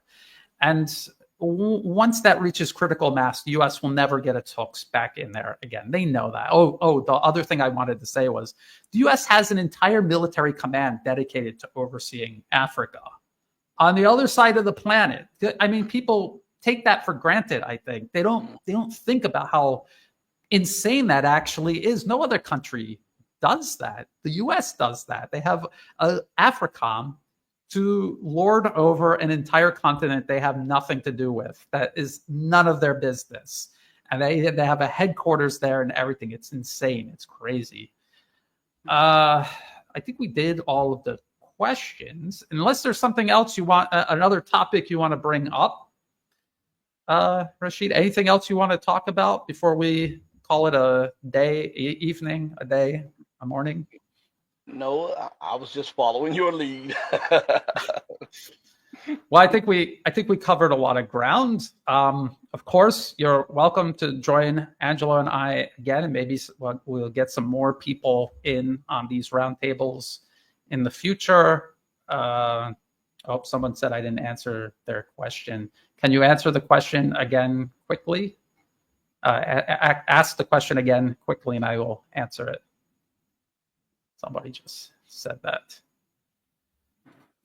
And while we wait for that, everyone check out Rashid's YouTube channel. I think I still got it here. The Red Pill Diaries. He does a lot of interviews there. I'm gonna put it in the video description whenever we're done here, but I just put it in the comment section again. Appreciate it. See, I don't want to miss this person's question again. Did they ask it? Let's see it. And all of Angelo's information is in the video description below as well.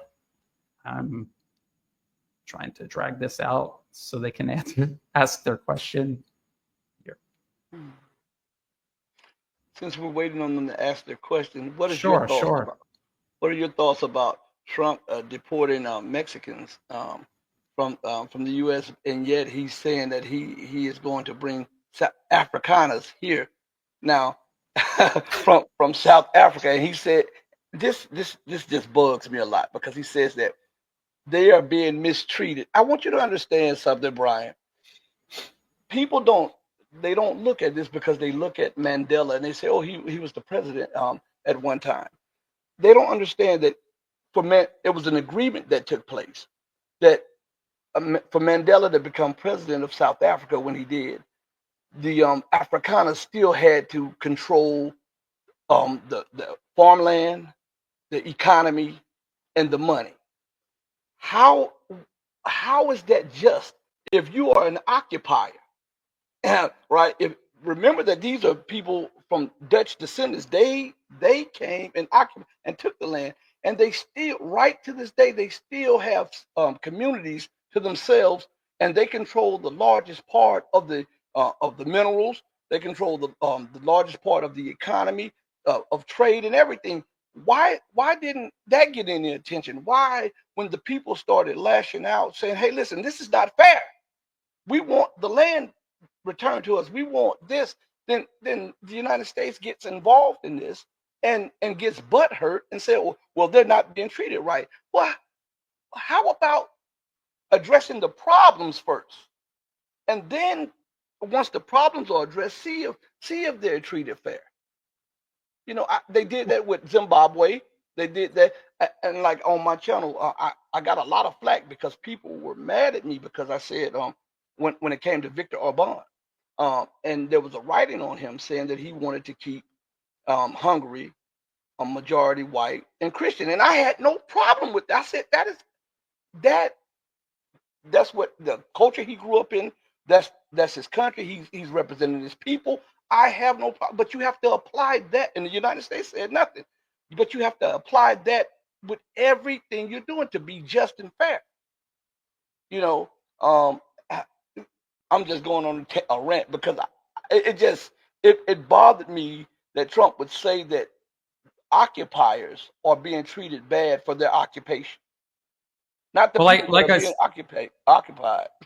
Yeah, well, like I said, we touched on this very briefly when I was on your channel, and I said, why are there a bunch of white people walking around in Africa in the first place? Like, where doesn't anyone ask where did they come from? Why are they there in the first place?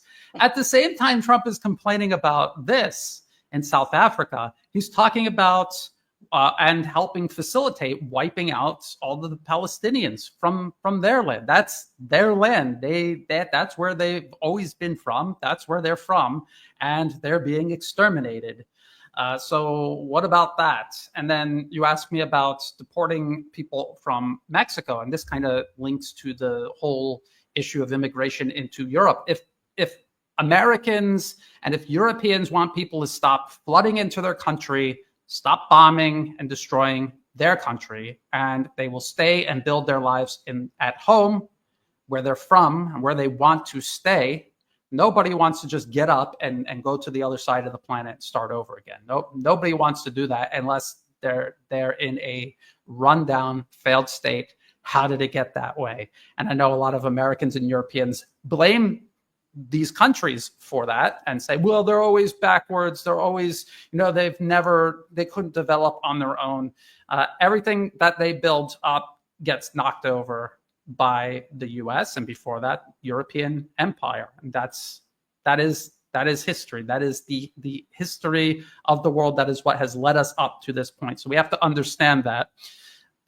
With Mexicans in particular, and now there's a lot of people from all over Latin America. Who is turning Latin America upside down and inside out in the first place? Who did that? Why are they coming to America in the first place?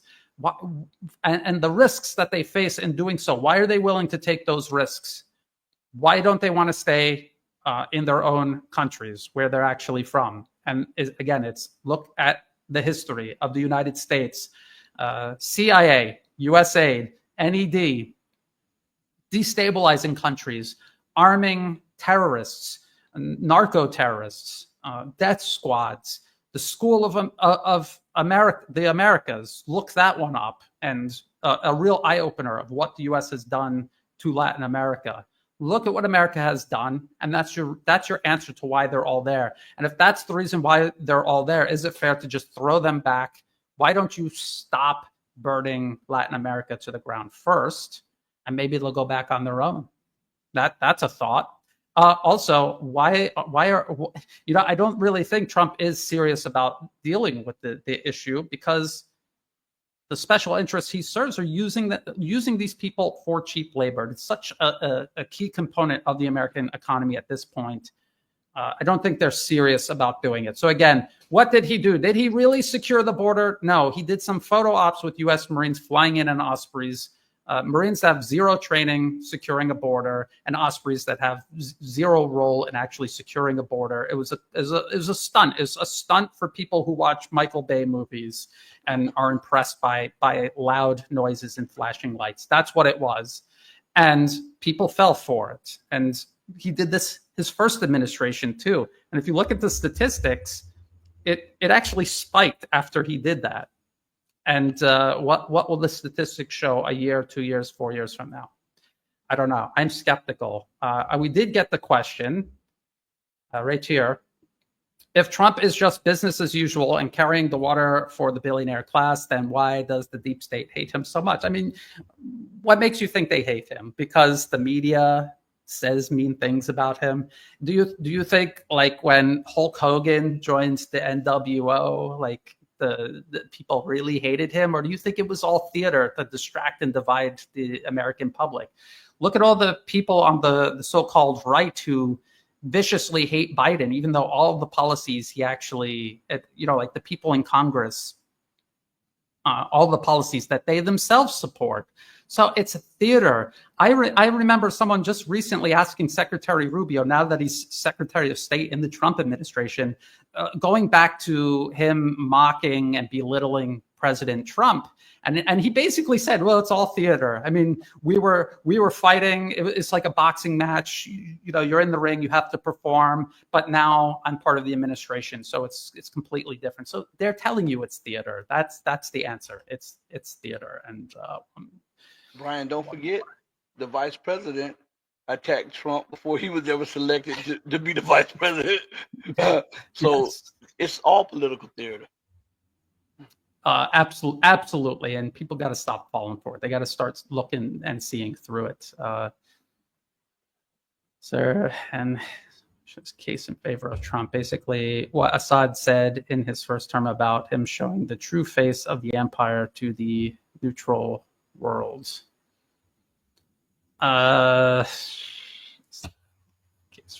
Basically. So are you basically trying to say that Trump will accelerate the unraveling of the American empire? I don't know.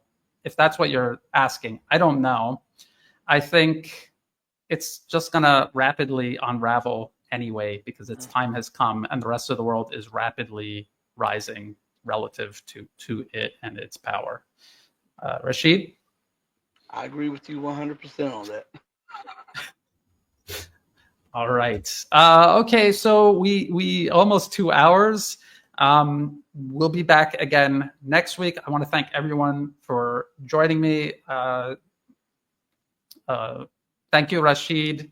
Again, everyone, check the video description below once the stream has ended. And until next time, bye for now.